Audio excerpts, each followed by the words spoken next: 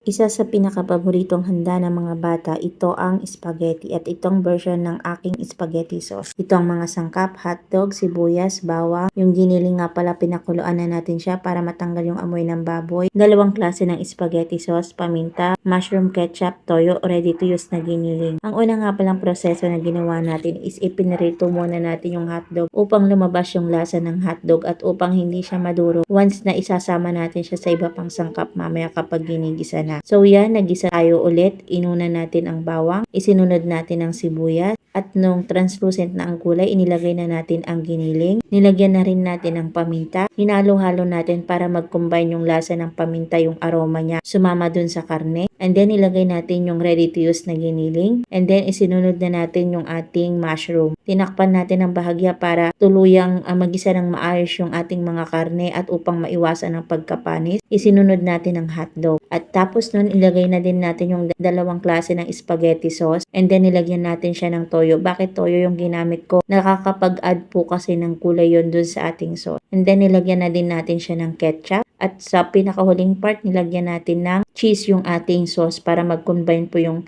milky taste at yung salty taste. At yan na po ang ating spaghetti. Hinalo na nga po pala natin siya sa ating pasta. Yun lang.